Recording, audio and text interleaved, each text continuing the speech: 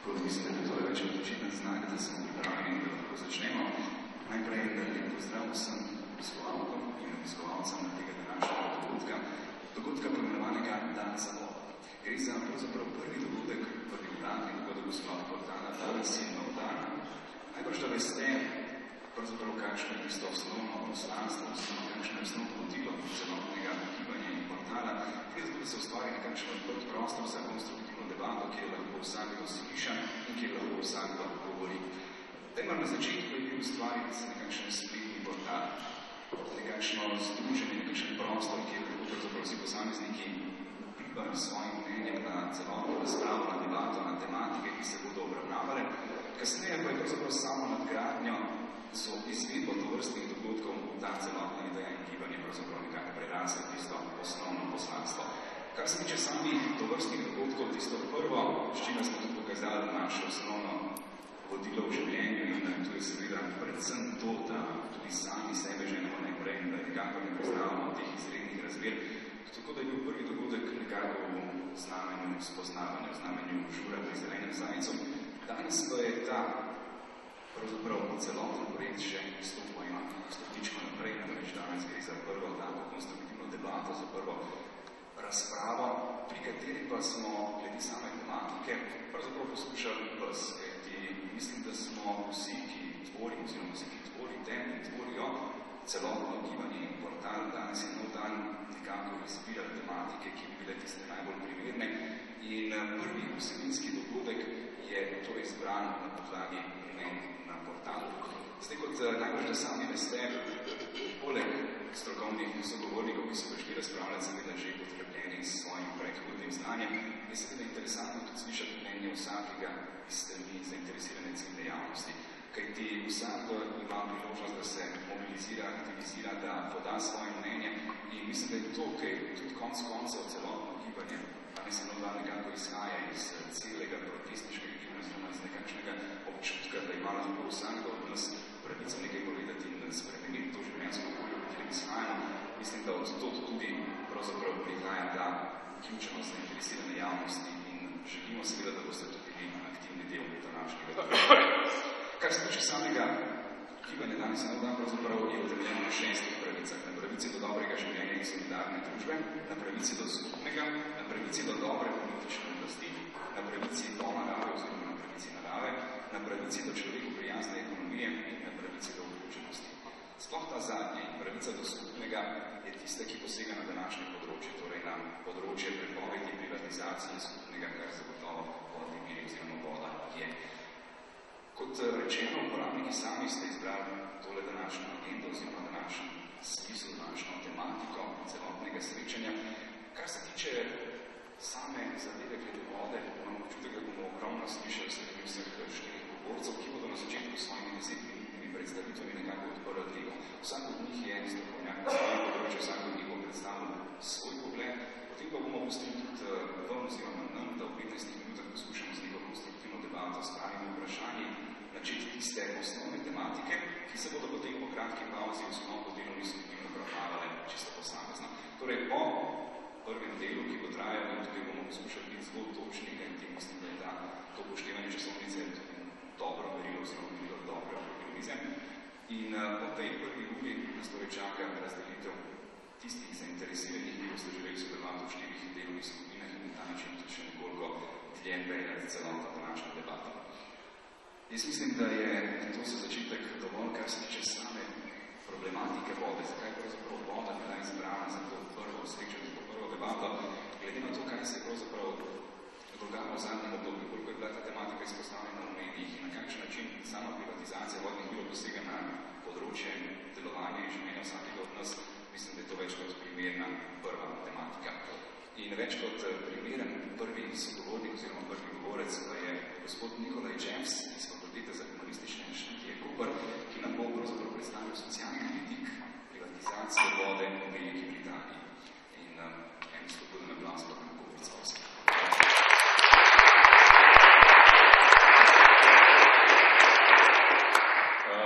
Hvala lepa in hvala tudi organizatorkam in organizatorjem, da so me povabili danes. Zdaj, za začetek moram nekaj priznati, namreč v času privatizacije vode v Angliji sem bil dodiplomski študent, tako da bolj sem pil pivo kot pa vodo, pa še to pivo se je imenovalo Guinness, ki je varjeno v Dublinu, tako da za angleško vodo sem imel bolj malo stika v času svojega študija. Bolj malo stika sem imel pa tudi zato, ker v bistvu obdobje tečerizma, v katerem se je to dogajalo, je bilo izrazito ofenzivno obdobje. Moji spomini na tisti čas življenja v Angliji v 80-ih letih so, moram to poudariti, dosti bolj neprijetni kot spomini na življenje v istem obdobju v času socialistične Jugoslavije. To je bila družba, ki je bila, kot rečeno, izrazito ofenzivno, individualistično in naravnana. Zdaj, kar se samega tega časa tiče, moram še to poudariti. In namreč tu je ena usporednica s današnjim časom.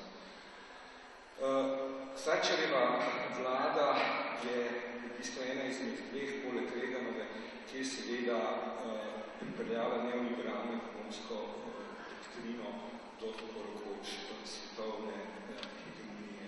In v čistem času se je poleg različnih ekonomskih ukrepov so se tudi uveljavljali politični, v katerem je tako rekoč vsak dan je bilo nekaj. Vsak dan se bo treba nečemu drugemu zaprstaviti. Bodi si je šlo za naraščanje homofobije, bodi si za glavarino oziroma davek na glavo posamezno. In podobno, tako da je bila v bistvu privatizacija vode je bil samo en delček tega, nikakor ne najbolj daljnosežen, ker tudi na področju privatizacije je bolj socialno tkivo zajedlo ukrep privatizacije socialnih stanovanj, zaradi katerih so se cele skupnosti uničene. Skratka, šlo je za čas, da bi temu rekel, časa doktrine šoka, bi rekli. Stalno vas bombardirajo s spremembami in zelo težko se odzivati. Zdaj, če privatizacija vode ni bila, kako bi rekel, najbolj daljnosežen ukrep, je bil pa gotovo na neki simbolni ravni. Namreč privatizacija vode je dokazala, da nič ni svetega na področju privatizacije. Zakaj? Zato, ker je Thatcherjeva prišla na oblast konec 70 let oziroma leto 78 in prvič je bil podan predlog za privatizacijo vode šele leta 84. Vendar, zaradi nevarnosti, da ne bi izgubila volitve, je bil ta predlog prestavljen in je prišel na pravo vedo šele leta 87, implementiran je bil pa leta 89. Se pravi, šele po mnogih letih Thatcherjeve vladavine, šele potem, ko je v bistvu neoliberalna doktrina imela politično hegemonijo, je vseeno trajalo nekaj let, preden se je lahko šlo ta korak, da se privatizira vodo. To izkazuje, kako problematično je to načelo. Zdaj, kar se posledice tiče, to so jasne in se bodo zgodile v vsaki privatizaciji in zakaj bomo založili na koncu. Cene za vodo so narasle, približno 42 do 36%. Tam, kjer so vodovodna mreža privatizirana, se pravi v Angliji in v Ležanskem, tam cene vode še vedno naraščajo, dogodko v Veliki Britaniji, kjer je privatizacija ne prišlo, naprimer na Škotskem, teh naraščanj cen ni. Druga zadeva, ki se je zgodila, je seveda, da so profiti tudi izjemno narasli, tudi do 150, do približno okoli 150%. Zdaj, seveda, kar je pa zanimivo, je pa to, da v bistvu je prišlo do upada investicij v infrastrukturo. Zakaj? Zato, ker v bistvu profiti niso pri temu namenjeni, da se jih nazaj investira v infrastrukturo, temveč v dva predvsem dva ukrepa. Enega, dva poznam. Prvi je bil ta, da se je direktorjem teh privatiziranih vodovodnih kompanij so se izjemno povečevale plače. Drugo zadeva je bila pa ta, da so te profiti seveda šli v profite. Pač delničarjem in lastnikom. Seveda, nekatere firme so tudi iskale dodatne dejavnosti na tržišču. Niso se ukvarjale samo z vodo, nekatere čez telekomunikacijo. To je bila posledica tega, je bila izguba specializacije, kar je zelo pomembna. Hkrati, da bi se privačevalo sredstvi, je prišlo do upada delovne sile znotraj posameznih kompanij, kar je seveda spet negativno, kaj ti to pomeni, da imate izgubo specializiranih kadrov. Na ravni enega družbenega etosa sta mogoče pomembni dve posledici. Prvič, po privatizaciji vode je prišlo do povečevanja izključitev gospodinstva iz vodovodnega omrežja zaradi neplačevanja. To je izjemno problematično, zato ker to predstavlja nevarnost za zdravje. Druga zadeva je bila to, da so nekatere firme uvedle predplačene števce za vodo. Jaz ne vem, če ste vi kdaj to živeli, jaz sem živel v eni hiši, kjer je bilo treba recimo elektriko predplačati vedno. Skovan sem se tega stopinjal, se ga vrže v meter in imaš potem elektriko za tam po 50 penjev. To je v bistvu en tak izjemno krut kapitalistični sistem, ki ti daje vedeti, da lahko živiš samo toliko časa, koliko imaš približa v želju.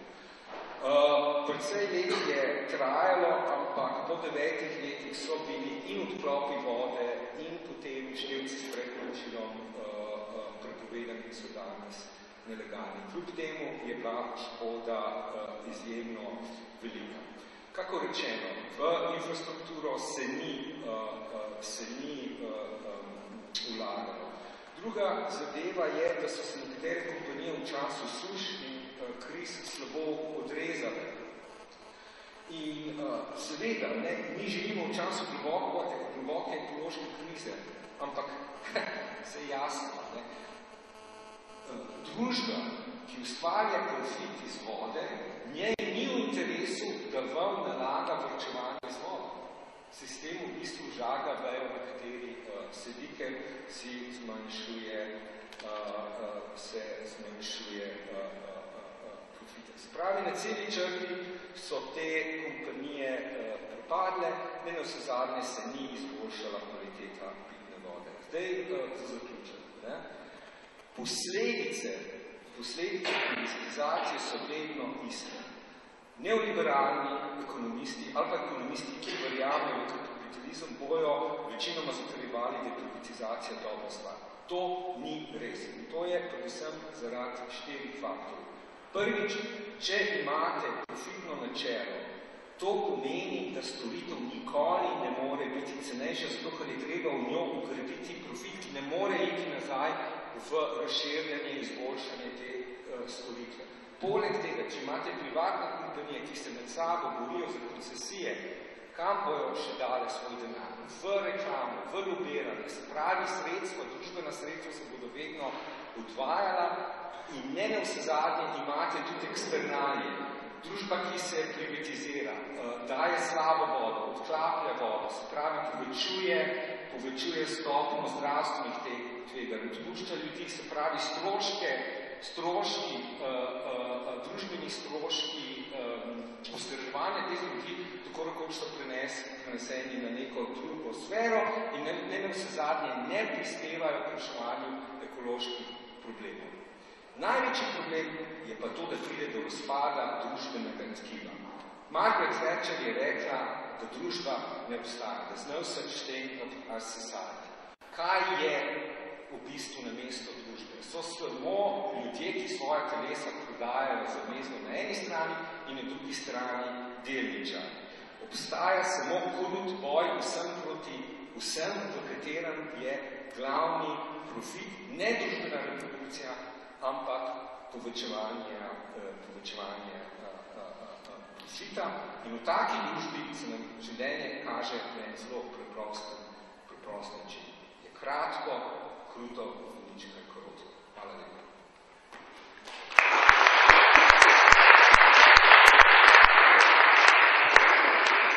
Hvala gospodu Nikoler za uvodne besede, za uvodne misli. Mislim, da smo tudi na ta način lepo pravzaprav korakali na to področje, ki ga bomo danes razpravljali, oziroma ki ga bomo debatirali. Samo dejstvo je torej, da ni nič svetega na področju privatizacije.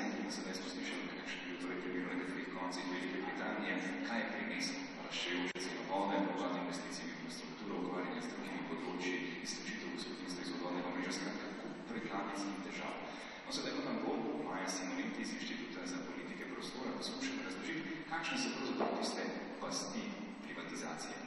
Še en aplavz za prosim.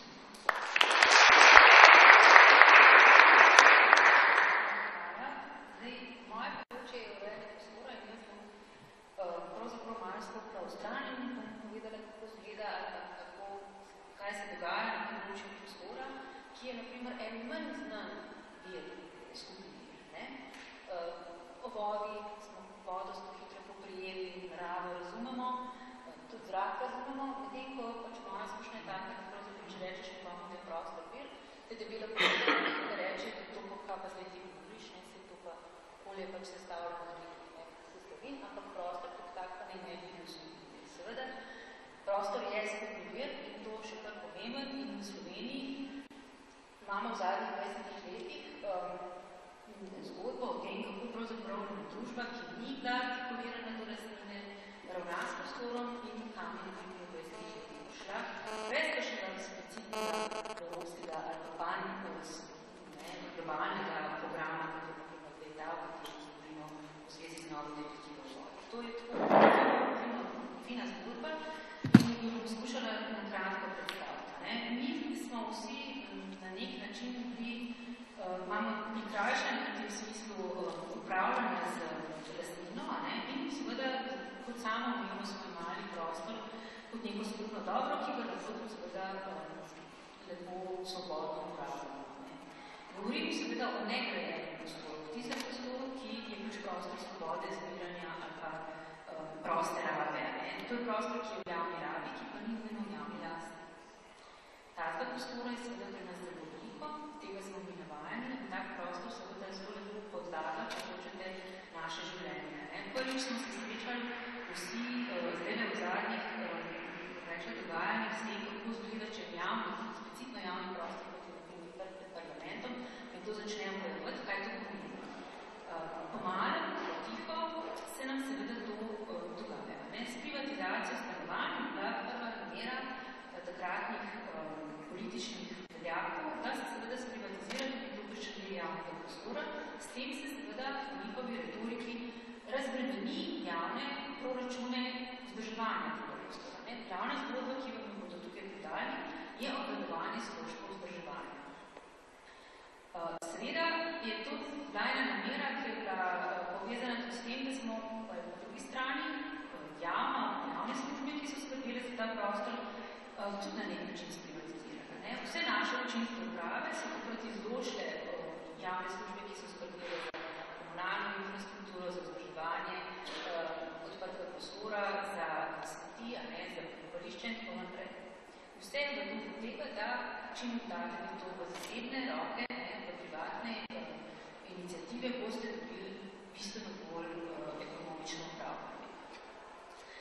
20 let pokaže to, da meni vsakič znova, ko preberem, da bodo pozvažene smeti še dražje, stavljajo to besedno v vestijo smeh, pričakam se, da kdaj bodo predpisali tudi nove zemljake, vsak dan nove, vsak dan več, vse v duhu tega, da delajo dobro, v resnici pa povedal za manj, se da ustvarjajo razloge za to, da zvišujejo cene in pravzaprav sami sebi na škodo, v resnici na škodo, ker tukaj ne gre za ekonomičnost dejavnosti, pač pa za ustvarjanje tista, s katerim lahko poberajo še več denarja, da tako zdaj delujejo kot javnem interesu. Ampak pustimo zdaj to stransko vejo. Nazaj v prostoru je tako, da je ta namera se realizirala na tak način, da seveda naši prebivalci niso če dobro vedeli, kaj ne s tem prostorom, ki ne bi jim pripadal skupaj s privatiziranimi stanovanji naredijo in nekje sredi 90-ih, jaz sem že malo starejša, se tega spomnim, kot večina vas mogoče ne, je bila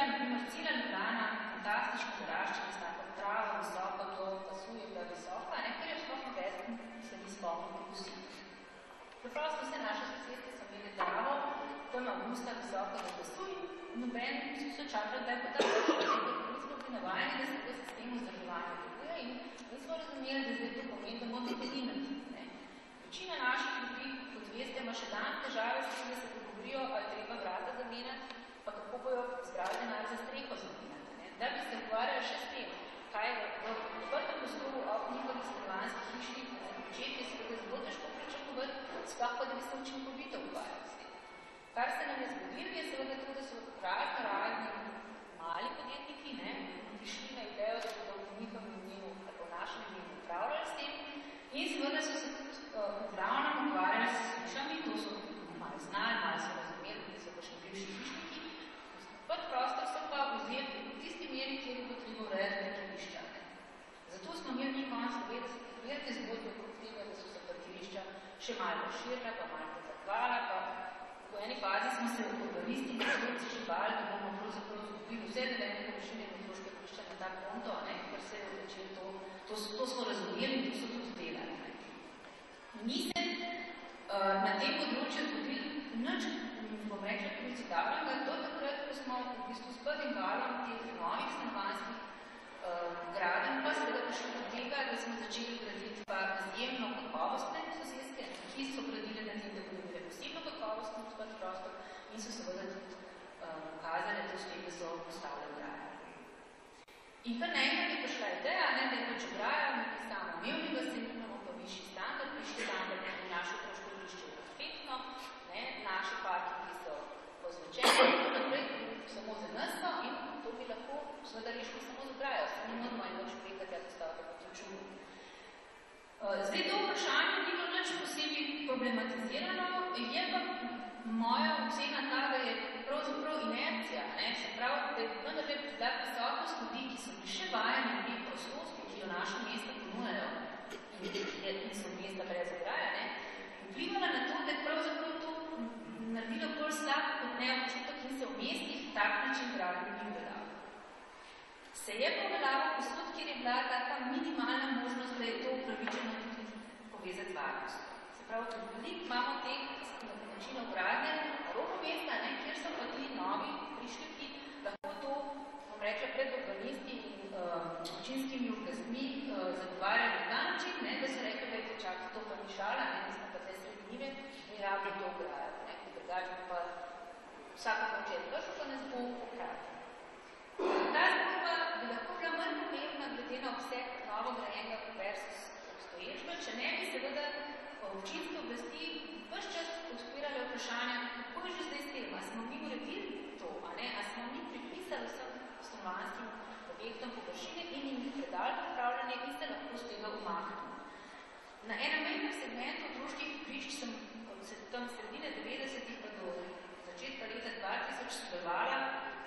Pri tem, ko se je ta degradacija, ko sem vam prej opisala, s to visoko travo dogajala. Otroško igrišče je ena taka dosti ranljiva odprta površina, kjer se to, da ni vzdrževalca redno visokega, v 3 letih kaže s precejšnjo devastacijo. Ker so pa to igrišče, ki so bila že zastarana, 60-ih, 70-ih let, se je to pokazalo prej.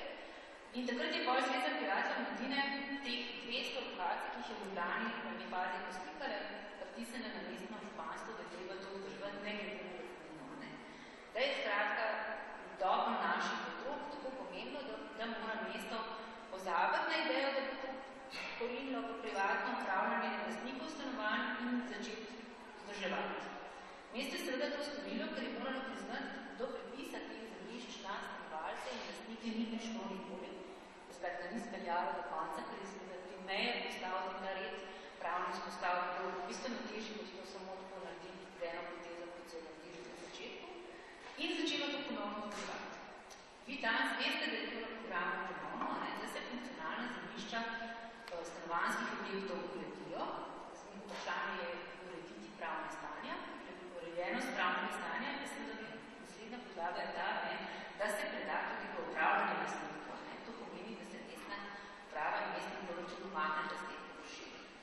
Zelo logično je, da bo prišlo do tega, da bodo spet v zraku namere, da se to po eni strani uredi in po drugi strani seveda spremeni namenjenost. Naše sosedske iz 60-ih in 70-ih let so v primerjavi s tem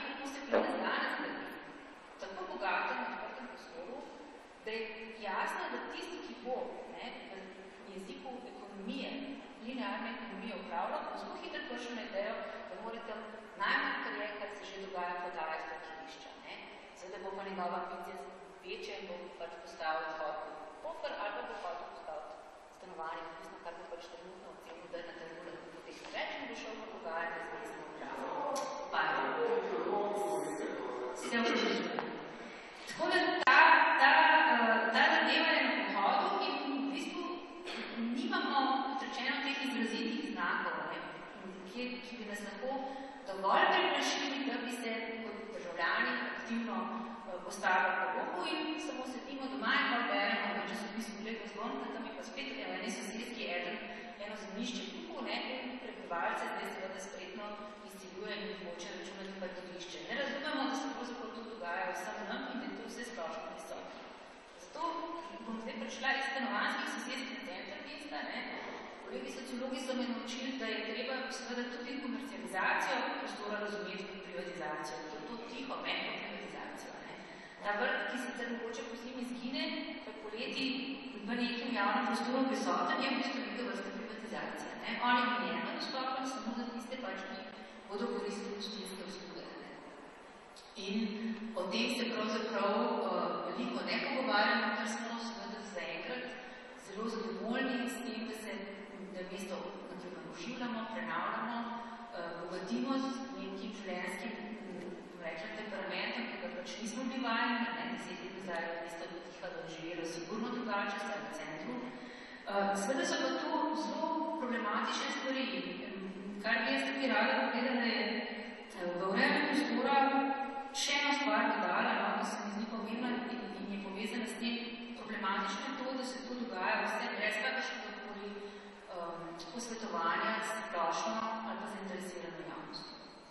In to se nam dogaja na vseh področjih. In to ni samo vprašanje tega, da nikjer ni javnega shoda o tem, koliko gostilniških vrtov ne bo v Ljubljanici, pač pa se nam dogaja tudi na banalnih nivojih vprašanja tega, kje bo tekla kakšna cesta ali pa kje bomo gradili stanovanja ali pa trgovine.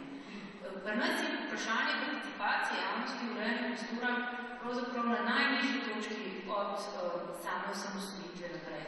Razhajanje med politiko in stroko še ni bilo nikoli tako veliko. Če se nas mogoče v prvem desetletju, kot sem rekla, ti inertni tokovi socializma še dobila in pravzaprav tudi nismo bili deležni velikih posegov v zakonodajnih tukaj, je pa seveda treba povedati od zadnjih 10 letih smo bili deležni čisto vsega nasilja, ki se je na primer v Zahodnji Evropi zgodil od tam nekje 50-ih pa do konca 70-ih. V zelo kratkem času se nam je zgodilo čisto vse.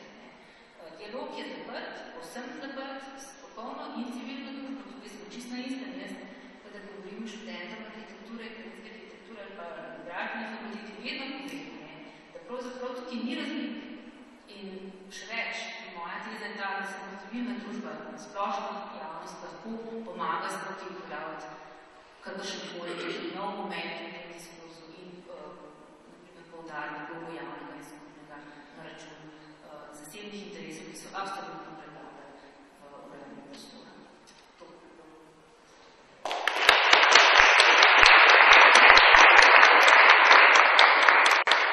Najlepša hvala za te misli, lahko mikrofon kar predajte naprej na srednji govornici. Pravzaprav smo na zelo zanimiv način odprli tudi samo tematiko, zakaj je posvetovanje splošno in zainteresirano javnosti tako pomembno in hkrati smo se tudi večkrat razširili na samo privatizacijo javnega prostora oziroma poskušali dojeti, kako, na kakšen način lahko tudi vodo v bistvu razumemo kot nek poseben del tega našega življenja, ki spada v to skupno javno. Zdaj pa sledila naslednja govornica, ki bo predstavila svoje oziroma svoje izkušnje in znanje, gre za predstavnico Inštituta za trajnostni razvoj Uršo Šeberin, ki nam bo predstavila pravzaprav razmere v Sloveniji, kaj je pravzaprav tisto, kar nas bi moralo najbolj skrbeti v luči današnje debate. Hvala za povabilo. Moje ime je Urša, prihajam iz inštituta. Sicer se inštitut prvenstveno ukvarja z ekološkim kmetijstvom in trajnostnim razvojem podeželja. Sama sem dokončala študij vodarstva na fakulteti za gradbeništvo in tudi nekako sem danes v tej vlogi tukaj. Čeprav moram reči, da ko sem se majčko bolj začela poglavljati to temo, sem nekako začutila, da bi danes na mojem mestu moral sedeti kakšen upravljalec vodovoda oziroma zelo zaželjeno bi bilo, da bi v samo debato vključili v čim večji meri pravzaprav občinske javne službe, ki v Sloveniji skrbijo za infrastrukturo in za storitve, ki jih s tem nudijo.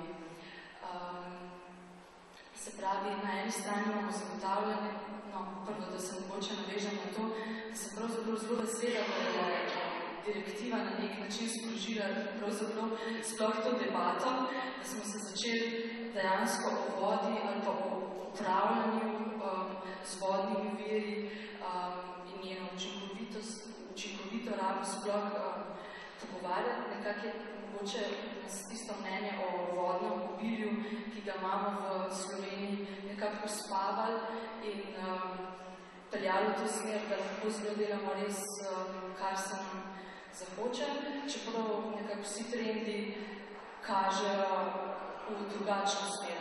In tudi vsako leto nas nekako dva ekstrema, oziroma zadnja leta nas kar vsako leto obiščeta dva ekstrema. Na eni strani imamo sušo v pomladnih poletnih mesecih, potem pa v pozno jesenskih večdnevna obilna deževja, ki spet prinesejo druge težave.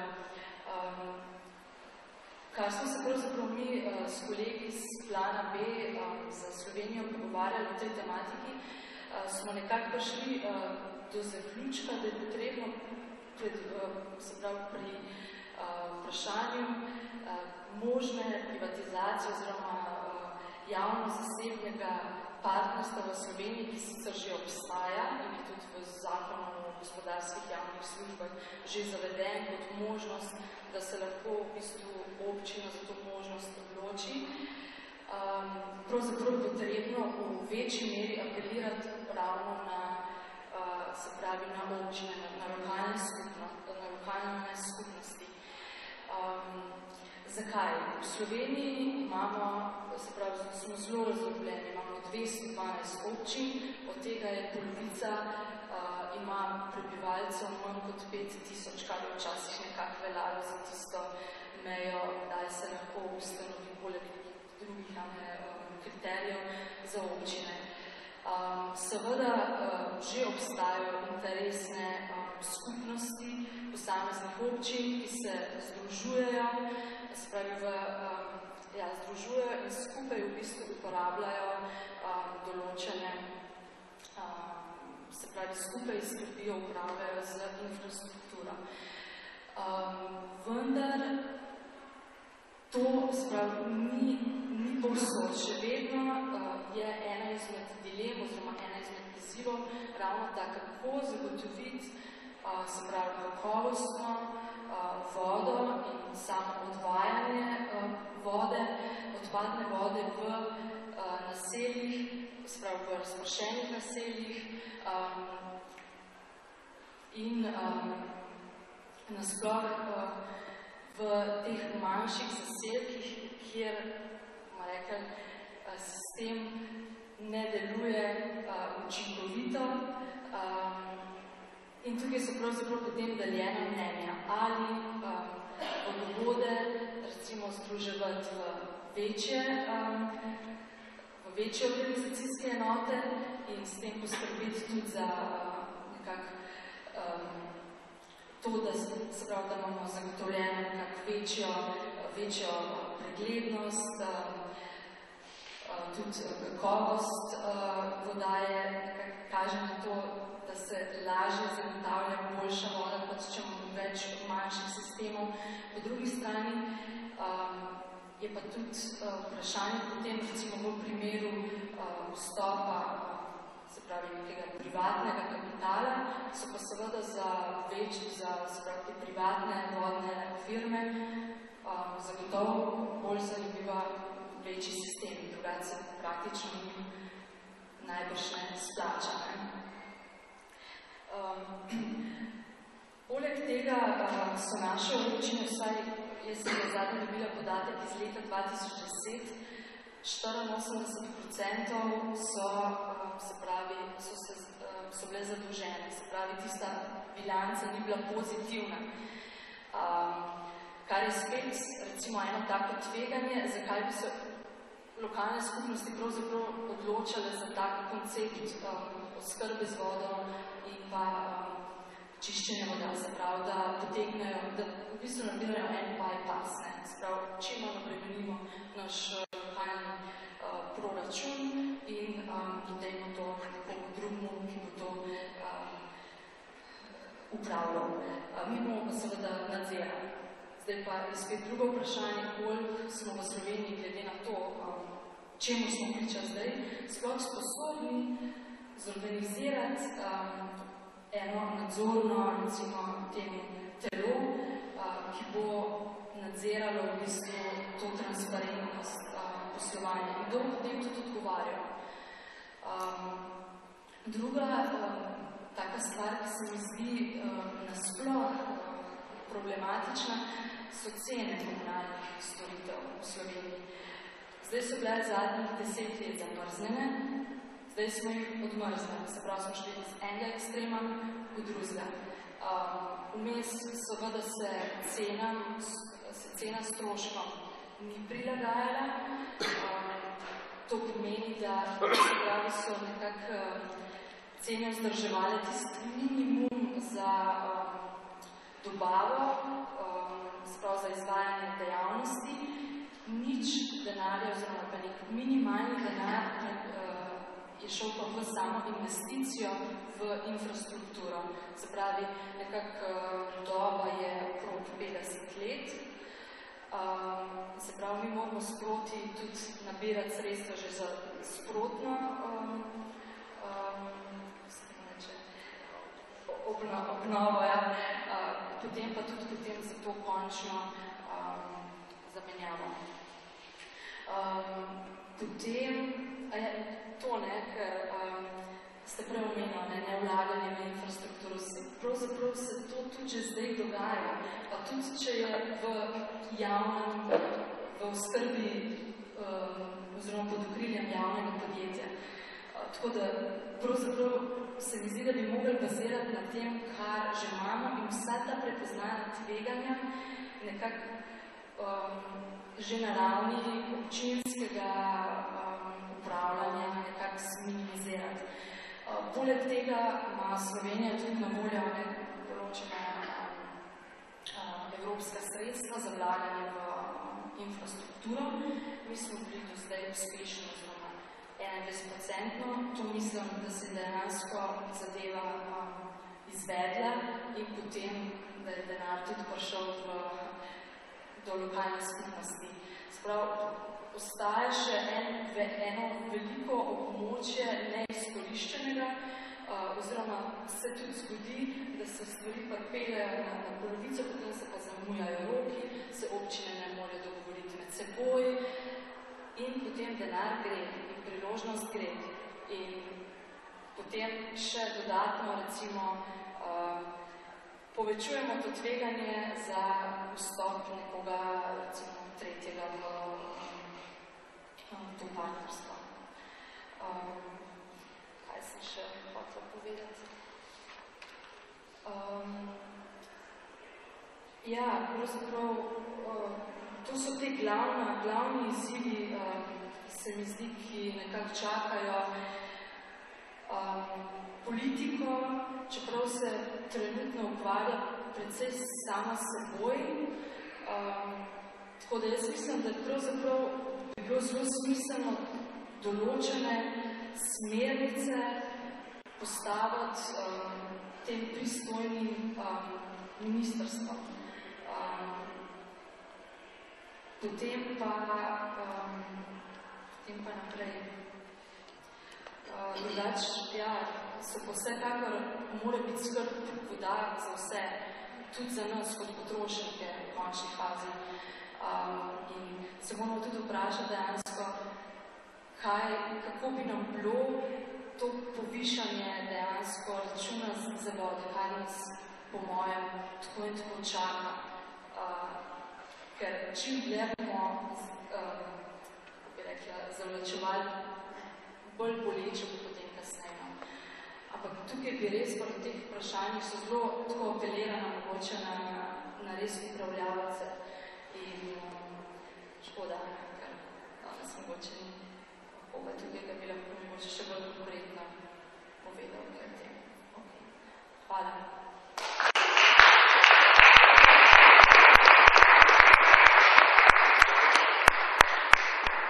Seveda je lepo slišati mnenje strokovnjakov. Bomo pa zagotovo naslednjič tudi razmišljali o vključitvi, torej občinskih javnih služb, vključitvi tistih, ki so pravzaprav najbolj kompetentni za to, da nam podajo neke odgovore in po sami področje, kot ste tudi dokazali, odlično poznati. In ste tudi izpostavili tiste osnovne tematike in problematike, ki jih lahko tudi, upam, da zapišete oziroma si jih zapomnite za kasnejša skupna debata oziroma razprava.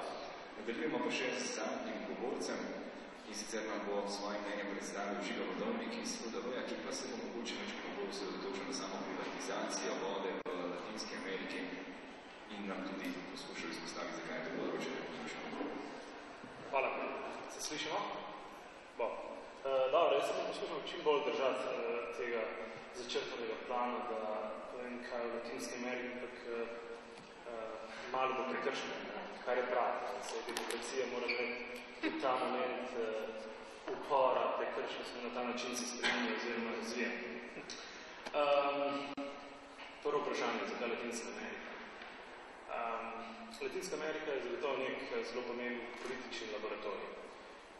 Po drugi svetovni vojni je bila, to že prej, rečemo par stvari, politični laboratorij v nekem negativnem smislu, rečemo, nekako je bila laboratorij, kjer se je poskušalo upeljevati neke nove ekonomske, politične in družbene paradigme.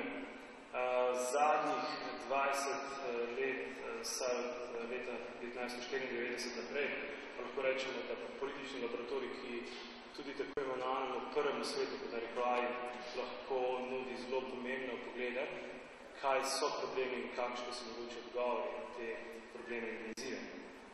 Latinska Amerika je torej tista regija polna paradoksov, ki je Eduardo Galeano pred leti zelo dobro pisal za eno zelo kratko znako, da je to regija, kjer številke živijo boljše kot ljudje. In to je res.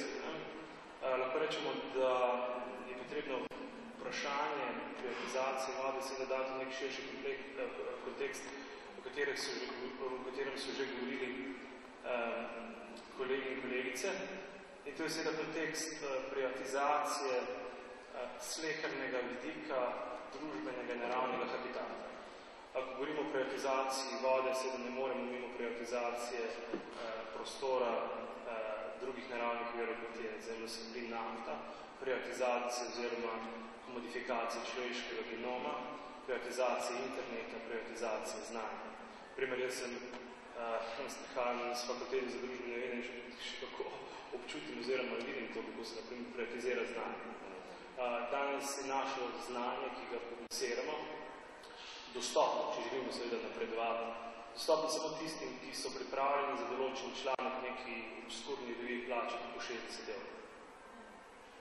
Mi seveda tukaj še vedno verjamemo v to, kako rečemo, paradoks, da je to pravi način znanstvene produkcije in lahko rečemo, da je samo paradoks, da neke druge velike univerze, ki morali biti to svojem notranjem ustroju dosti bolj konzervativne, so od lanskih let naprej naredile ta notranji upor oziroma upor proti znanstvenim založbam in od svojih raziskovalcev in pedagogov zahtevajo, da objavljajo open access revije, ki so dostopne vsem. Seveda to je rečemo ta aspekt širine problematike. Potrebno je pa tudi razširiti časovni trakt. Poskusi privatizacije in modifikacije res sebe, celotne družbe in narave, so v Latinski Ameriki, lahko rečem, dobili svoje prve pospeške v 50. in 60. letih.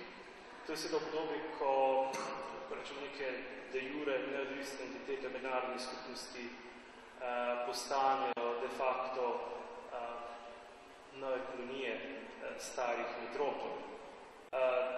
Lahko rečemo, da se je ta trend privatizacije v Latinski Ameriki skozi desetletja zgolj pospeševal, z redkimi izjemami. Dodatno uspešek pa so ti procesi dobili leta 1989 s padcem Berlinskega zidu.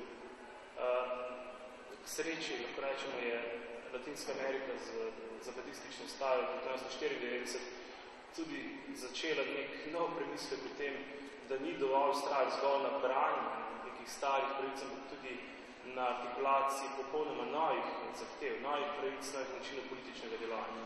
Tukaj se mi zdi pomembno, da v teh razpravah, ki targetirajo vprašanje privatizacije vode, je postavljeno že spet to pozicijo branjenja skupno.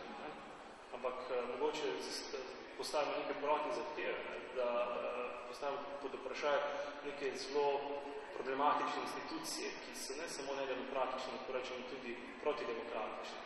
Svetovna trgovinska organizacija od leta 1995 je en izmed takšnih, ki nima nobene legitimnosti, da govori in pospešuje te procese. Lahko se pa, da smo v nekem paradoksalnem času. Proces privatizacije so bili deloma zaustavljeni oziroma s protesti vse leta 1999.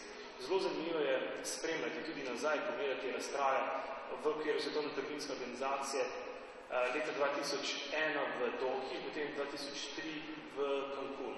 Zanimivo je, da je takrat enostavno tovrstna zahteva, tudi biooperacija podobno, padla zadeva.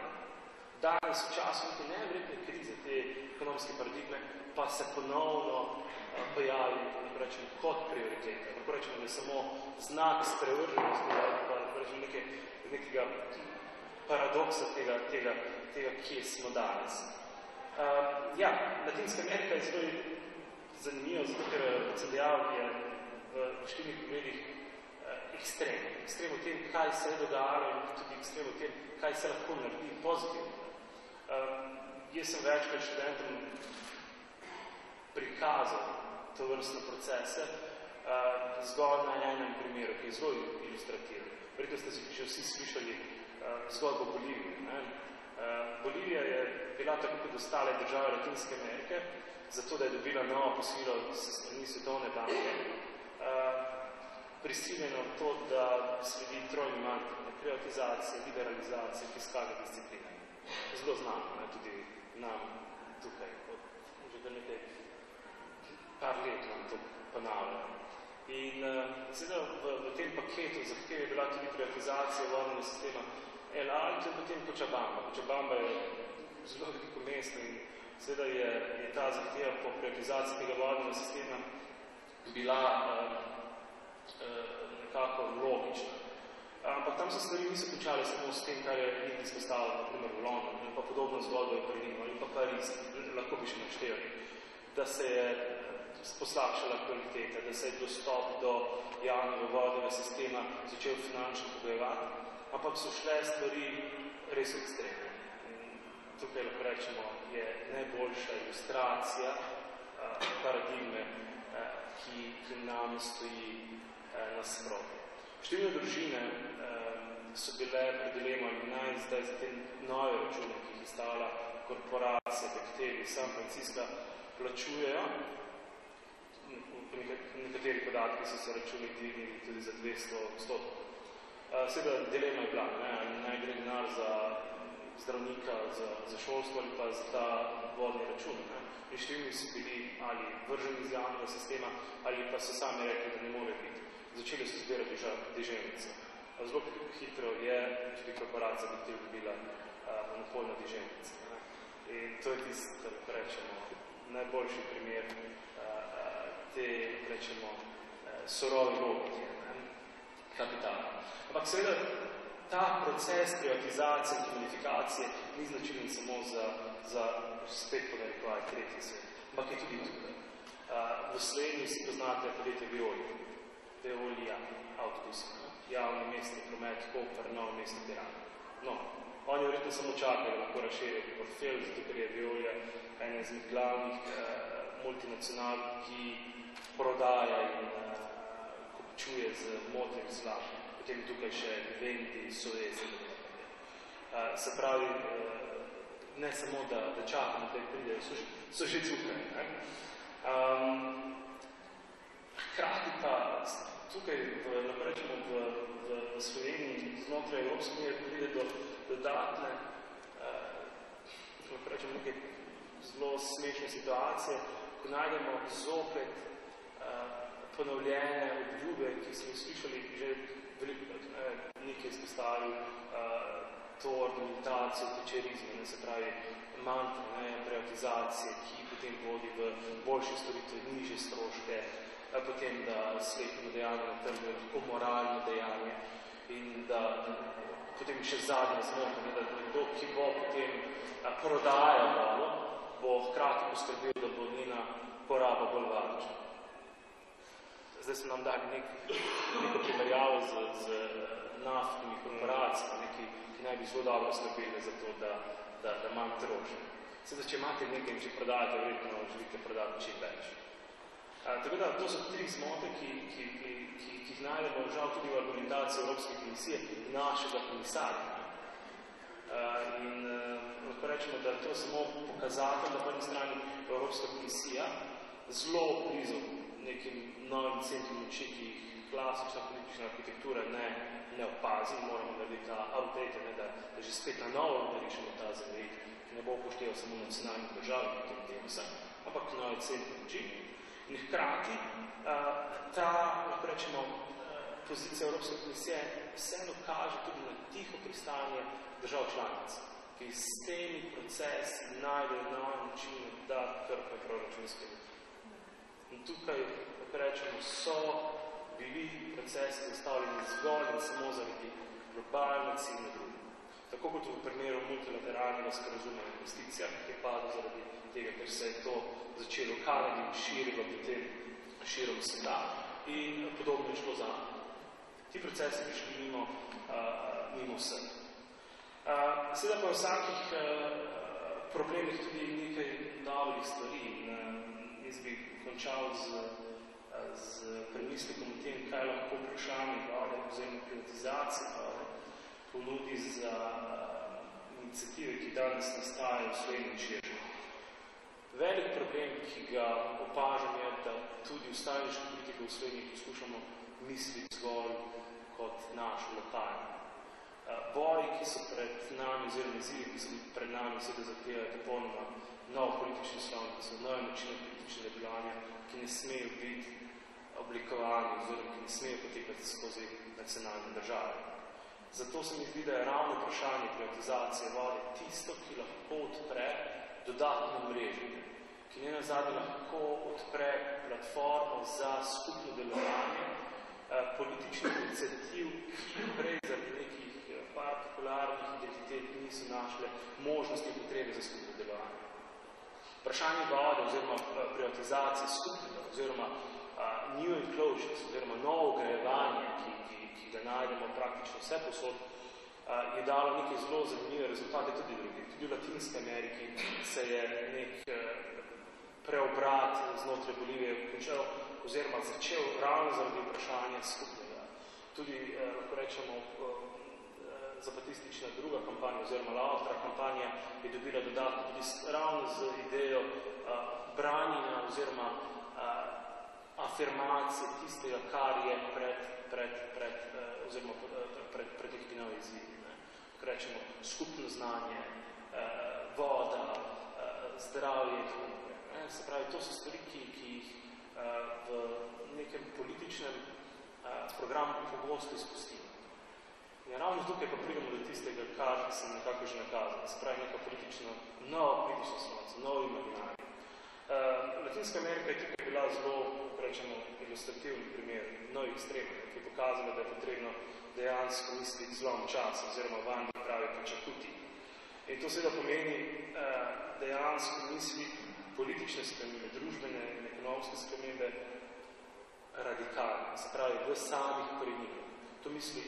Tukaj mislimo na nek, lahko rečemo, patološki preobrat, kjer ne mislimo naravo zgolj kot nek ver dobrin, ampak kot, lahko rečemo, kot naš dom, ki ima neka intrinzična vrednost, oziroma intrinzična vrednost kot takšna. Hkrati tukaj pridemo hitro do vprašanja pluralnosti, epistemološke pluralnosti, različnih znanj.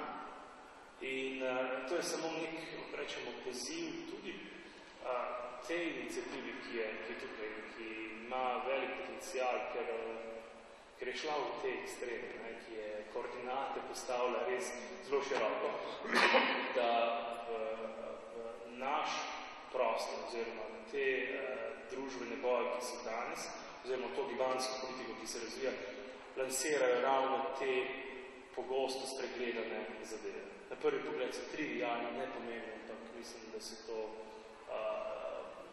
tisto vprašanje, ki bodo rodila tu novo kulturo. Toliko za zdaj.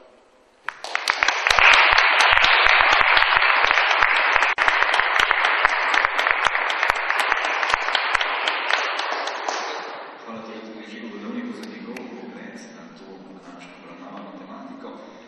Sami smo torej prišli do te ugotovitve, da je sama direktiva Milanosti, ki je nekako še spodbudila celotno razmišljanje o vodi in upravljanju z vodnimi viri in nekako pokazala na to umirjeno logiko in željo določenih vod privatizacije, čisto kot poslednjega voda. Tisto, kar je zanimivo in tisto, kar smo danes želeli izpostaviti, seveda tudi participacijo vas. Ogromno nas vam pomeni seveda, da se vas je to zbralo na tem prvem srečanju, na tej prvi okrogli mizi, v prvi debati in pripričani smo, da ste ob poslušanju vseh štirih povabljenih govorcev in strokovnjakov dobili tudi sami kakšno vprašanje. Najbolj, da bo težko prvim dvigniti roko, ampak kot rečeno, nečem se bomo prepustili vprašanje, če vas kaj bolj zbiči, kaj bolj, no. Ne bom pa jaz tudi mikrofon hvala toliko, da se vse sliši, pa da bo tudi ljudem kasneje zabeleženo video zapisu. Imamo pa 15 minut za vprašanje. Potem bom pa moral biti hiter. Robert Vrčan. Torej, iz vsega, kar je bilo danes slišati naših sogovorcev, je jasno, mislim, da je tudi vsem prisotnim jasno, da je pač rdeča nit vseh problemov, ki jih človeštvo ima danes, pač kapitalističen družbeni sistem. In se pravi, akumulacija kapitala, ne? Dokler bo ta sistem pač obstajal in dokler bo težnja kapitala k temu, da to akumulira, se pravi, da kopiči dobiček in tako naprej, se stvari enostavno ne morejo popraviti. Ne? Mislim, vse gre v to smer, ne? Tudi recimo vse tvorbe naddržavne, recimo Evropska unija.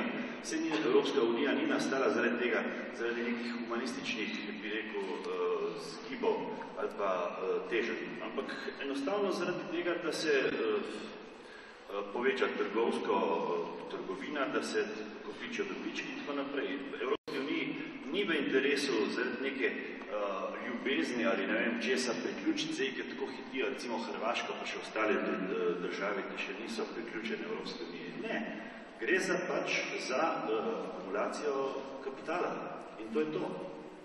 Hvala. Zlata Poštener. Jaz bi v bistvu z enega drugega vidika zgodbo povedala kolegica, ki je govorila z Inštituta za trajnostni razvoj.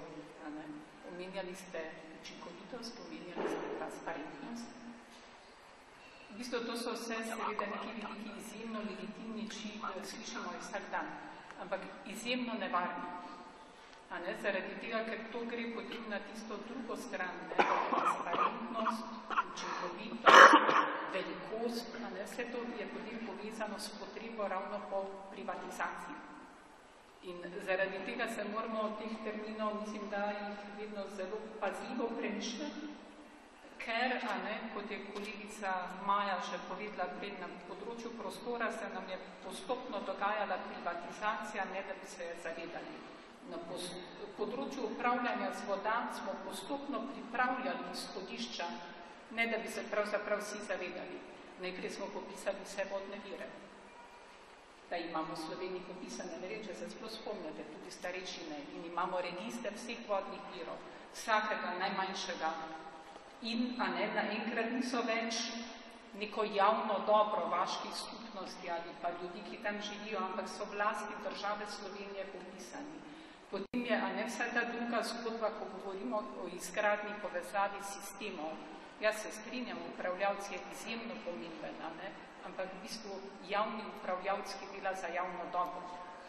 in skrbi za to javno dobro in z tega vidika moramo mi zagotavljati njegovo akumulacijo, njegovo preživetje, njegovo vzdrževanje infrastrukture, ker vse drugo nas pripelje tja drugam, ker je kolega Zangi rekel, višje cene, slabšo kakovost, nevlaganje v infrastrukturo, željo po profitu, ki ne more podceniti, pa se tega spomnimo tudi pri privatizaciji železnic, pa tudi privatizaciji Darsa, privatizaciji šolstva, privatizaciji zdravstva, mislim, vseh drugih zadevah, ker moramo o teh istih aspektih razmišljati.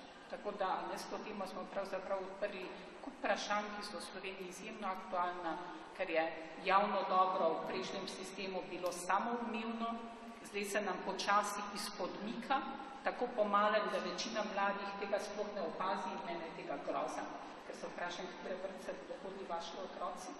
Za ameriško izkušnjo privatnih vrtcev mi je grozljiva.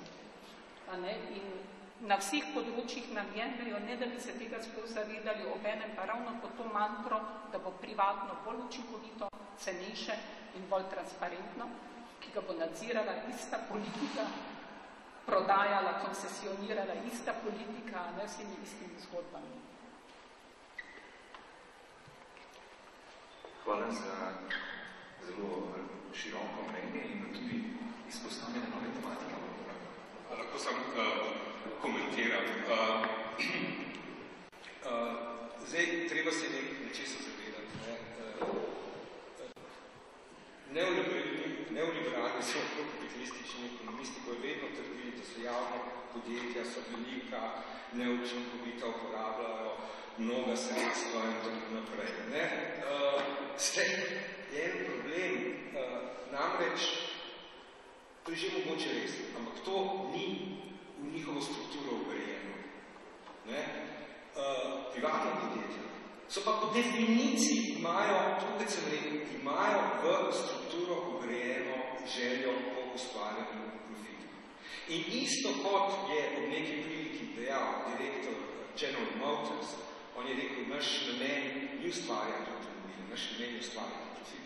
Mimo grede, isto so tudi rekli v Disney filmih, ko so jim rekli, zakaj delajo take filme, zakaj ne delajo bolj odgovornih filmov, so rekli, to ni naša skrb. Naša skrb je ustvarjati profit. In isto je s privatiziranimi vodovodnimi podjetji. Dobava vode ni njihova primarna dejavnost. Njihova primarna dejavnost je ustvarjanje profita. In po definiciji bo vedno dražje za družbo, bolj nevarno, če imate v te sisteme ugrajeno in strukturno so ugrajeni profitni motiv. In s tem bom zaključil, še nečesa se je treba zavedati. Načelo privatizacije deluje trenutno po dveh načelih.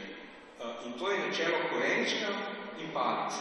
In korenček pri privatizaciji javnih podjetij je ta, da se bo moral davki zmanjšati. Seveda se bojo, zato ker je breme preneseno na privatni sektor, ampak ta strošek pride vendarle na okol, zato ker ga plačujete z večjimi v bistvu cenami. Ne vse zadnje za vodo ali pa za katerokoli dejavnost, posebej je tu izpostavljeno zdravstvo ali pa šolstvo.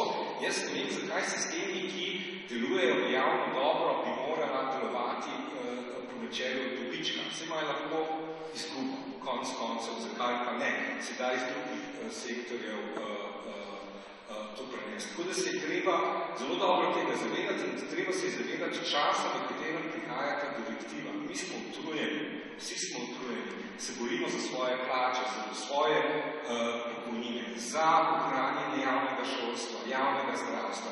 In jasno je tudi, kot je Žiga tudi nakazal, te želje po privatizaciji se spet ponovno vračajo, zato ker jih je lahko v času šoka in utrujenosti, v katerem mi živimo, jih nekako nehitro plasirati in mi bomo preveč zmacani, da bi se z njim učinkovito zapostavili.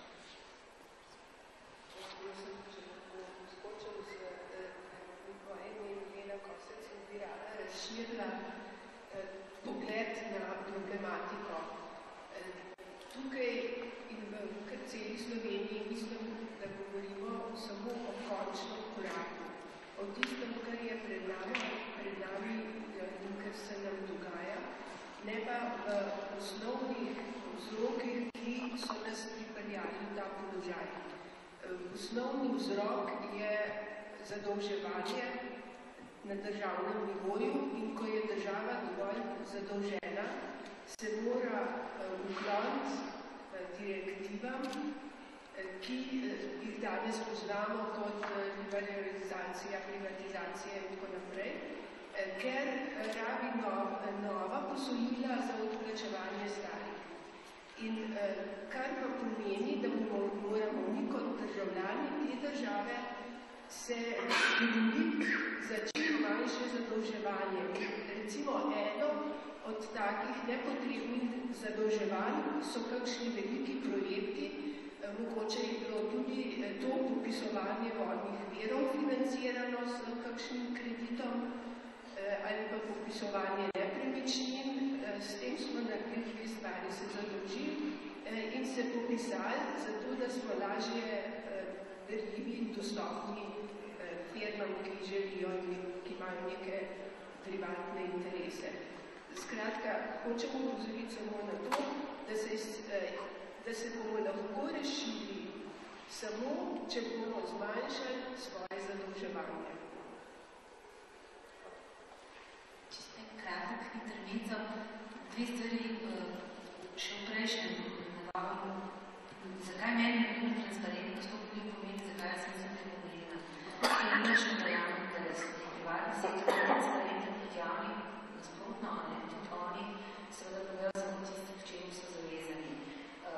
Transparentnost je ključna beseda. Ona je tista, ki pelje to ven iz političnega kroga v javni krog, v diskurs strokovni in tako splošno.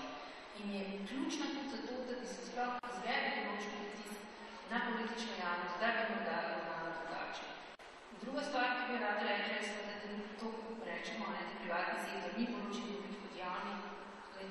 Dejstvo je, da mi vidimo samo primere, ki želimo biti. Zdaj bom ena čist pravno zgodbico povedala, ki je zelo simpatična in nekaj.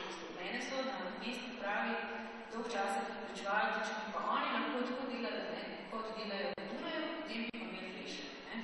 Se pravi, če bi dobili toliko denarja na kvadratni meter trave, da vem, da je čisto banalno posebino o privatizaciji, katere se še nismo začeli pogovarjati, bi pa pol oni to naredili pa super parke, pa vse bi bilo perfektno. Pol mi, kolega Zvonka, sem jaz naredila nekoga, ki je prišel z Dunaja z mestne prave, Bernarske knjame. Gospod, 30 let delal, strumno in umno, je stal tako eno uro za odro, potem nam je bil pa cel dan na razpolago. Sveda že po tistem, da je on eno uro pregovoril, da mi je razložil svoj sistem, so moji sogovorniki imeli vsi neki drugega. Denarno pomeni so zginili najprej, tudi malo manj pomeni so imeli na mnogo doma, da jo ustrajajo.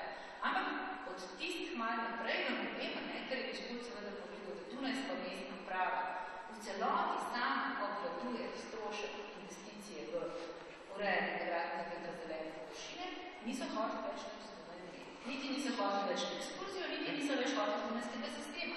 Ker je on povedal, da dreves se samo zgoji, vrtnarje sami zvuči, posadi samo, vse naredi sam. Samo tako seveda je na enoto urejanje strošek obvlada. Če bi kupil nizozemske poceni rastline, bi sicer izkazal tudi na kupil nizek strošek, ampak bi se mu tak, tako kot je dobro prej povedal, kolega, nekje drgeno odpapel, malo pač kot umen gospodar, samo vrtnar sicer ne razume. Tako da, če bi mi izkazali, da tudi primere na področju vode in drugih upravljanj z javnimi vode, da govorimo o muzeji, ki so tudi zdaj predmet ideje o privatizaciji in tako naprej, bi seveda ugotovili, da ne v Južni Ameriki, sosedi, Avstrijci se bodo v ustavo zapisali, da je voda zaščitena in javno dobro in skupno dobro in da ne dovolja privatizacije. In seveda to bo pravna podlaga za ukrepanje, ko bodo prišle korporacije, če bodo sploh prišle, bodo se jih lotile, ne glede na to, če bodo bil čist centraliziran sistem, ker je njihova družba bistveno bolj alarmirana kot moja. In zato pač transparentnost, ja, zanimanje čim širših krogov za stvari, ki jih niste študirali, ki niso vaš predmet dela, ki so predmet vašega državljanskega zanimanja. To je edina rešitev.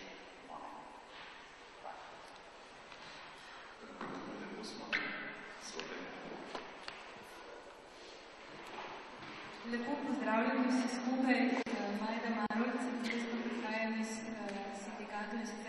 vodnih sindikatov Slovenije, sindikata Komunale, varovanje in poslovanja z nepremičninami. Pokrivamo pač dejavnosti, v katerih se danes pogovarjamo, pokrivamo jih pa pač kot sindikat. Sindikati smo tudi ena oblika in ena vrsta civilne družbe organizirani. In glede na to, da smo mi kot sindikat Komunale, varovanje in poslovanja z nepremičninami povezani z Evropsko zvezo sindikatov javnih uslužbencev, smo tudi na nek način vključeni v to zbiranje podpisov Water Rights oziroma voda in komunalna ureditev sta človekova pravica, voda je javna dobrina in ne blago. V bistvu želim bolj opozoriti na tole zadevo kolega Jovana Čaba. Jaz moram reči, da sem tudi ta dogodek odkrila na Facebooku, ker sem se tudi uspela prijaviti in tudi narediti svojo stran zaradi tega zbiranja teh podpisov, ampak kakorkoli. Jaz bi želela samo to poudariti, da sindikati pač ne delamo samo na delovnopravni zakonodaji, pač delamo vse tisto, kar je dobro za člana, kar je dobro za državljana. Jaz spodbujam takele dogodke, takele organizacije, posebej pa, da se bi mladi čim bolj zavedli, da morajo pravzaprav sami se vključevati in organizirati, ko je treba reči dejansko ne. In zdaj Evropska državljanska pobuda.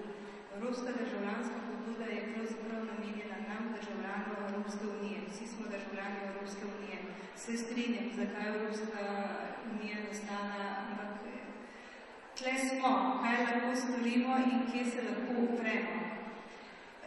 Jaz moram reči, da sindikati so pač tudi to pravico do vode, ki se je v Organizaciji Združenih narodov že govorilo o njej 15 let preden je bila sprejeta kot univerzalna človekova pravica. Da tle na tej temelji ta evropska državljanska pobuda, v bistvu na tem dokumentu Organizacije Združenih narodov, pa na tej doktrini ostrega varčevanja, ki se zdaj prav v tem obdobju dogaja tu v našem prostoru. Veste, da je bilo tako portugalski, kakor Grčiji rečeno, prodajte vodne vire oziroma dajte jih privatno upravljanje, poberite koncesije, pa si boste kot država pomogli. Isto bo lahko naročeno čez par leta, pa še prej tudi nam. V tem vidimo res največja nevarnost. Se mi ne bomo privatizirali vode kot take, mi bomo dali v upravljanje tujcem. Smo slišali tudi primer Veolije. Jaz moram reči, da sem tudi po internetu, tudi te Veolije sem tudi zunaj slišala in da ta Veolija konkretno je kar nas prav za javnost upravljanje z vodnimi viri že registrirana, sicer danes še brez zaposlenih ljudi. Tako da vse je pripravljeno, vsi stekuje roke, ker jaz nikoli nisem tukaj slišala o naših vodnih verih, mogoče je tudi to treba poudariti. Mi smo država, ki ima velike zaloge vodnih verov, kvalitetne zaloge vodnih verov. Če bomo to dopustili, da bo šlo skozi tujega upravljavca, bomo se podrezali velik kos pogača, če se temu tako reče, ampak kakorkoli. Jaz bi vas dejansko upozorila na to, da se konkretno ti podpisi za evropsko državljansko pobudo zbirajo. Je pa dejstvo, da so se zbrali že v zadostne število, več kot milijon podpisov, vendar pa uredba določa, da mora biti najmanj v 7 državah zbrano minimalno število podpisov, ker ta uredba v evropski državljanski pobudi določa konkretno število v tem primeru, da se ta evropska državljanska pobuda se lahko sproži tudi v drugih primerih, drugih zadevah. Ampak v tem konkretnem primeru pomeni, da mora Slovenija v takem primeru zbrati najmanj 6000 tisto minimalno število podpisov. Jaz moram reči, da po naši tiskovni konferenci 18. februarja imamo mi, takrat je bilo 4000 podpisov, danes imamo 15500 podpisov, ampak to je že podatek iz prejšnjega tedna, tako da jaz mislim, da to. Ta številka enormno raste, veste, kolikor več bomo o tem govorili, kolikor bomo o tem več opozarjali na to nevarnost te direktive. Je pa res, da se je ta direktiva precej časa pripravljala in če se boste ogledali portal na vaše vlade, pa evropske zakonodaje, boste videli, kako zgodaj je Slovenija dala soglasje, kje so še ostali in tako naprej. Kakorkoli, jaz sem vesela, da sem slišala vse to, kar sem slišala, pa tudi vam držim tisti, da gremo z akcijo naprej. Hvala lepa. Hvala.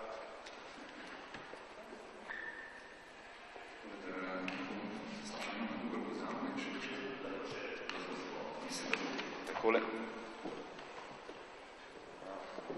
Mislim, mi se postavlja tudi vprašanje, kaj storiti, če naprimer ta direkcija oziroma ta direktiva pride do veljave, ne? Kaj država kot država Slovenija naredi? Se pravi, poberijo ti vodo, hočejo sprivatizirati semena, hočejo se polastiti semenske banke, ki pravzaprav še nimamo, ampak skratka, spraviti narod v totalno odvisnost od hrane in pijače, od najbolj strateških virov, kar jih premore, sploh človeško bitje.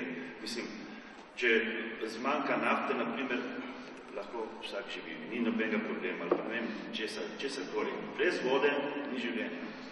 In kdor ima, in to se pač zavedajo ljudje, da brez vode pač ni življenja in ni obstoja. In kaj narediti v primeru, če bo, jaz ne vem, jaz bi predlagal, če bi biti izstop iz Evropske unije. To je absolutno nesprejemljivo. Mi kot država in kot državljani ne smemo dopustiti, da do tega pride. Hvala. Mogoče vseeno vprašanje, kaj bi res lahko storili v tem primeru? Jaz bi mogoče eno stvar samo dodal prejšnjem vprašanju, potem mogoče še nekaj tem, kar je bilo zastavljeno zdaj. Danes mi čisto vse stvari pobere. Jaz sem upal, da bomo prvi lahko prav moja pot, potem je nekako par stvari njih že fajn pokrivim, tako da tudi zdaj pri prejšnjem govoru je bilo pa podobno, ampak je vsem izpostavljena zadev, ki se mi zelo pomembno. Ne pozabiti konteksta in situacijo, v kateri smo. Se pravi, danes je strah tisti glavni mobilizacijski faktor, oziroma dejavnik. In v teh razmerah zelo hitro pridemo do tega, s čemer je zaključil, citiral je Hobbes, kjer je življenje takšno, shortness in British. In rezultat je pač atomizacija, konec družbe. Danes smo priča borbi za državo, družba nam pa umera na opravke. In tukaj je potreben ta premislek, da je treba misliti družbo, da so stvari res zaskrbljujoče, oziroma da je vrah vzel šalo, mogoče koji tudi podatek. To je večkrat, da se stavim, da je bil skoraj da ime leta 2010 v Sloveniji. Nek neoliberalec, ki je nam vrnil nekaj centov preplačene električne energije. In to je res nevarno. To so stvari, ki nas nekako privlači, oziroma jih tako ceni. Par centov preplačene energije. Spravi, popolni idioti v smislu starih vrh, zasebniki. Nimamo premisleka o tem, da so stvari, ki mogoče danes ne zadevajo nas, našega programa. Mogoče ne vidimo, oziroma ne želimo razumeti, da ima modernost nujno potem za rezultat kolonialnost druge. Da današnja situacija ne gre reducirati od Slovenije ne zgolj na Evropsko unijo, ampak je potrebno misliti globalno dimenzijo tega boja, ki je globalno. Ni lokalen, ni regionalen, ampak je globalno. Zdaj pa, kaj storite? Zelo težko. Potrebno je tukaj misliti spremembo institucij in hkrati spremembo nas sami. Kot sem dejal že prej, da nas privlačijo oziroma da cenimo tovrstne borce za naše ekonomske pravice, je nekaj, kar nas mora skrbeti. Še bolj pa to, kako hitro lahko družba, kot je naša, se odloči. Pravi, neke osnove, ki so bile tukaj in ki bi lahko bile zelo dobra osnova za mišljenje tudi, oziroma za nove družbene inovacije. To nam manjka, družbenih inovacij. In nam govorijo zgolj tehnične inovacije in tako naprej. Ampak mislim, da nam manjka tudi tistega, kar lahko najdemo v družboslovju in humanistiki. In tukaj ne govorim kot kruhogorec, kot govori kolega Rončevič. Ampak dejansko tega nam manjka. Se pravi, misli popolnoma nove rešitve, ne nazadnje vrniti v cirkulacijo vprašanje privatne lastnine, ki je nekaj je. Danes mislimo privatno lastnino v bolj vulgarnem smislu, kot pa so mislili v 18. stoletju. Takrat so bile omejitve rabe in zlorabe privatne lastnine. Danes tega, da ne govorimo o privatizaciji človeških delec, ki se preprodaja. Tako da, verjetno, mislim, če bo zdaj malo vedno znova poskušali, to je jasno, ne? Tudi ne bomo vsega svojega.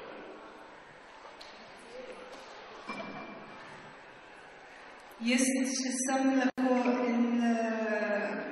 eno misel ali pa razložim, kako sama vidim ali pa kako v bistvu mi skušamo en korak narediti tukaj v smeri, da se prepreči sprejem te direktive.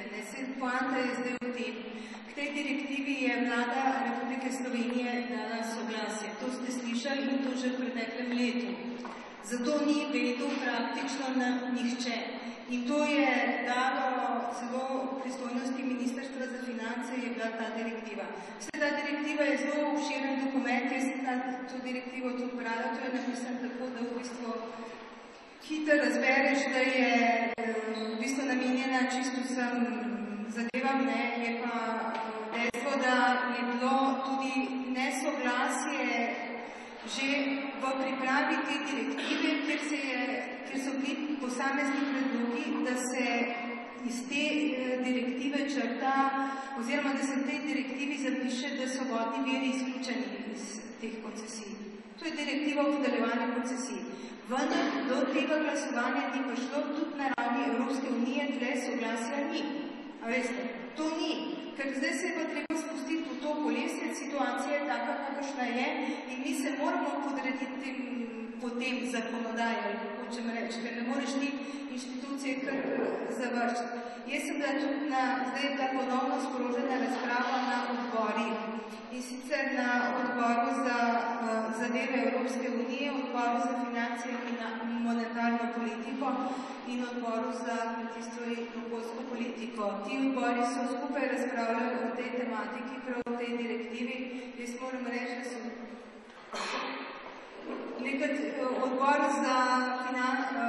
odbor za finance in monetarno politiko in odbor za zadeve Evropske unije je sprejel dva sklepa v bistvu v tem smislu, da je pač treba na področju storitev javnega dobra ohranjati univerzalnost dostopa do pitne vode. Odbora predlagata, da vlada v sodelovanju z zainteresirano javnostjo pripravi takšno zakonodajo, ki bo preprečila morebitno bodočo privatizacijo upravljanja s pitno vodo in ki bo še naprej zagotavljala enak dostop do takšne vode vsem državljanom in državljankom. Tako da nekaj v tej smeri se dela. Dočim je bil tretji sklep, ki je bil sprejet na odboru za okolje, ki ga pa nismo še prejeli, in dodana še, da mora biti pri tem upoštevano, da voda in vodni viri niso tržno blago. To poudarja ta evropska državljanska pobuda, in v bistvu vse skupaj to je bilo obravnavano v našem hramu demokracije, kako se temu reče v državnem zboru. Zdaj bomo naprej, ali se bojo naši poslanci na ravni Evropske unije, ampak jaz mislim, da bo še prej razprava na Evropskem svetu, tam, kjer so predsedniki vlad, da bo prišla razprava. In jaz prej predlagam nekako, da se najde poti in da se vpliva tudi na ta ministrstva, na peticije, da je treba pravzaprav na takle način delati pri tej zakonodaji, da se ohranja pravica do vode in da to ostane. Ker po drugi strani je zelo leporečje, kako naj rečem, spremljena ta direktiva v smislu, se boste še vedno lahko po svoje odločali. Ne bomo, ker bomo mogli dati v razpis neke koncesije v uradni list Evropske unije. To pa pomeni, vemo kaj, to.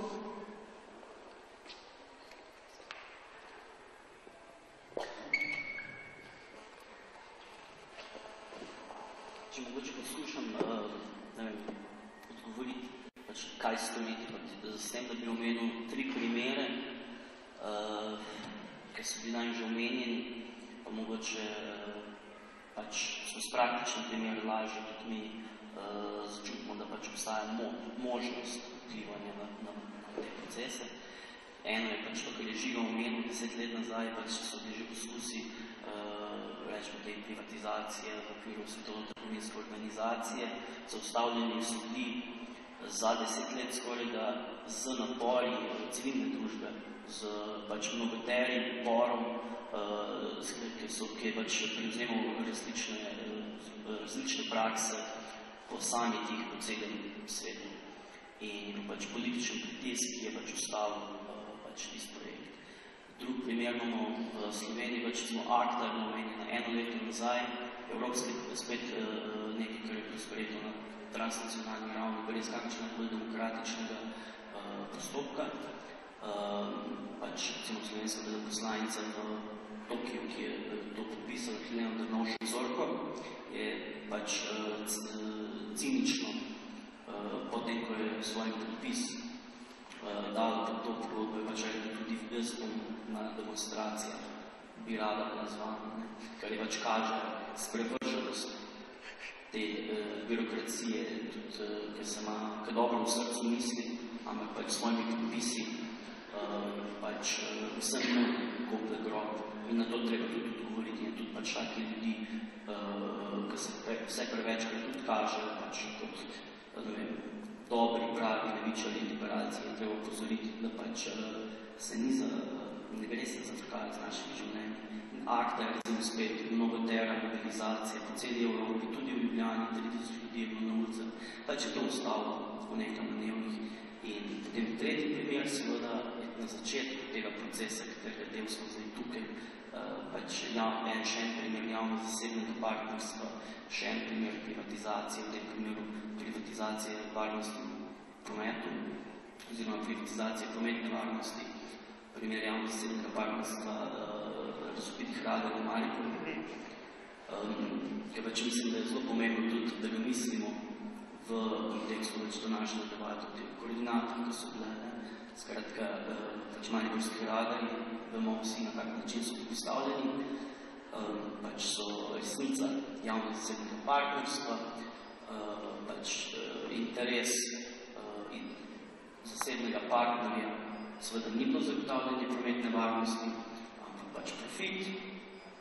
In ljudje so seveda spet enkrat ustavili na zelo različne, zelo politične, zelo ozaveščene načine, kreativne, ki so vključevali izjemno veliko veselja, kreativnosti, YouTube je poln teh posnetkov in politične artikulacije, predvsem pa nekega osebnega poguma in nekaj se pokazalo, kakšna je moč, ki je neki koncepti politični imajo, ko so pretvorjeni v prakso. In se mi zdi, da omenil sem to zato, ker dejansko vsi vemo očitno, da smo utrujeni in kaj storiti, vedno je težko, tudi da smo že na ulicah tudi tu včasih. Ne bomo mogli. Ampak sej v resnici nam nič drugega ne preostane. Sej nismo mi tisti, ki smo zbrali to, da rabimo to vodo. Ne moramo to vplivati, zdaj samo vprašanje, ali generiramo to moč, to pogum naprej, ker jaz mislim, da en tak dogodek, kot je danes, je zelo lep pokazatelj, da vseeno moramo tudi to. In da obstajajo izkušnje, obstajajo način. In če gremo s tem v misli, recimo tudi domov kasneje, smo marsikaj že naredili. In predvsem moramo se spomniti vseh teh primerov. To so vsi primeri, ko so bili neki ukrepi doseženi, blokirani, mimo raznih političnih strank, mimo zakonodajnih kanalov, mimo vseh teh, ki se nam usiljujejo kot edine politične sile. In mislim, da je to dobro vedeti tudi v času, ko bo te in one, ta in oni del istega establishmenta ki nam je zakuhal vse, pač kar zdaj živimo, se skušal prevleči v neko novo stranko in tako naprej, ali pa se je prevlekel zdaj v neko novo vlado. Moramo razumeti, da pač te iste procese, pač te konkretne primere vode, ni absolutno nobene razlike med ono prejšnjo vlado ali pa to zdaj. In da pač polaganje v to, da bo zdaj kaj drugačna recepcija pa implementacija evropskih direktiv, dajmo premisliti, imamo več kot dovolj materijala in smo sposobni tudi pač neke druge rešitve najti, proizvesti. In vedno znova se moramo spomniti takrat, ker res ugotavljamo, da ne vemo, kaj storiti. Mislim, da sem bil še dve roki tudi na to, da lahko zaključim. Čim hitrejša. Zdaj smo govorili o tem, kot da bi direktiva recimo šla čez, kaj pa recimo, da se res zgodi, da se Evropa za voda ni bila bolj, da ta evropska iniciativa nekaj gre čez in se to ne zgodi. Ko smo slišali, se nam voda, oziroma imamo to vse že sprivatizirano, oziroma moje čisto kratko vprašanje je, kaj pa bomo naredili, oziroma kaj pa bi lahko že naredili, da komunalne firme, ki izvajajo komunalne storitve, pač tam ne bi tako služili, ali da bi ta denar šel nazaj v javne, oziroma v krajne skupnosti in tako naprej. Pač že imamo ta problem, ali bi lahko to sme te delali, da neko boščino, ne dajemo nekako neplačevanje teh storitev in tako naprej. Pač ja, firme, ki izvajajo komunalno služijo, a ni to problem? Mislim, da je gospa lahko odgovorila na to vprašanje. Glede, trenutno zakon o vodah, tudi pa da so že podeljene koncesije v pristojnosti lokalnih skupnosti, kot smo danes slišali. In te lokalne skupnosti, v teh lokalnih skupnostih delujejo svetniki. In kako se tem javnim podjetjem podeljuje, pa nas še zmeraj ta javna podjetja so organizirana kot neka posebna podjetja, niso profitna podjetja, ampak kljub temu, tako ko je gospa poskušala predstaviti in podariti, da se danes prav tako na tem področju ustvarjajo dobički, ki se ne vlagajo na tak način, kot bi se mogli pošteno, da rečem bolj plastično, vlagati nazaj v infrastrukturo, ker javno podjetje. Mi ustanovimo javno podjetje kot družba, oziroma imamo ta podjetja zato, da bomo se v družbi dogovorili, kako bomo s tem javnim zadevam upravljali. Upravljanje stanovanja šlo v privatne roke, kaj delamo? Par bogatašov, ljudje so pa v vseh sosedskah nezadovoljni. Dejstvo je na drugi strani to, to je ta problem. In kaj bi zdaj mi lahko? Mi bi lahko, spodbujali ljudi, da jih ne bo strah in ne za Božjo voljo povejo in pokažejo, kje je prav in kje so pravilnosti, kako bi bilo treba s tem upravljati pošteno v dobrobit vsem. Ker, veste, voda je pri nas še zmeri. Kdo pa ve, koliko plača za vodo? Kdo pa ve? Voda je sorazmerno poceni, dostopna. To je tudi en dodaten problem, ki ga ne znamo oceniti.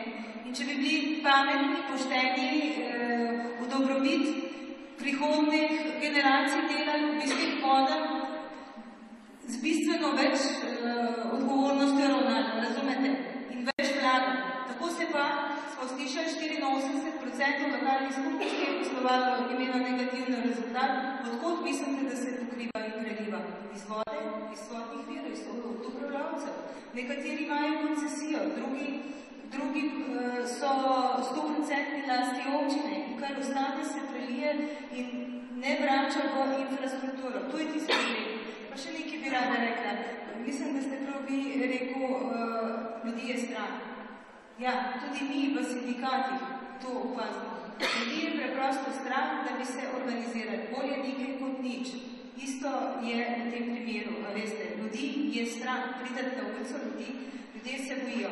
Ker če se začne na ta način, se veste, vojna je žrtev in vojna prinese žrtve. In če gremo v tako borbo na ulice, vidite, kaj potegne za sabo.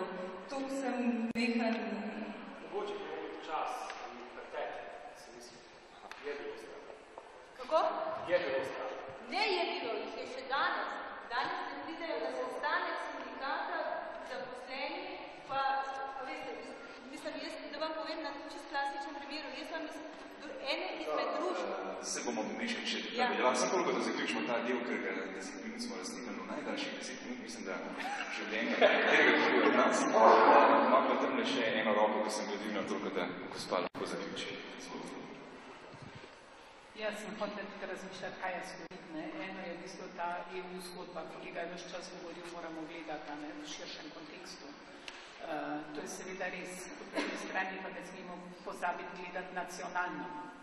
Tako da je ena zgodba direktiva o vodi, drugo je pa to, kako zahteva to, kar je Maja prej omenjala, participacijo pri oblikovanju naših politik in naše zakonodaje.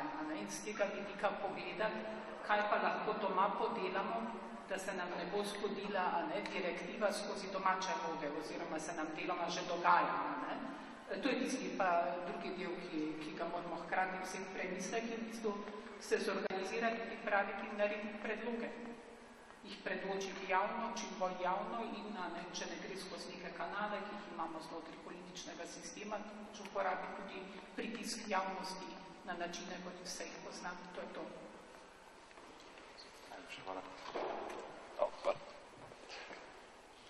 Takole, jaz mislim, da to še konec, oziroma tale drugi del bomo pravzaprav videli, na kakšen način, ker je spet vaša participacija tista, ki bo vplivala nanj. Ta prvi del, ki smo ga pravzaprav nekako razpletali, nadpletali in tudi jaz upam, da ne pretirano zapletali, se nekako končuje. Hvala vsem za vašo pozornost, za to, da ste bili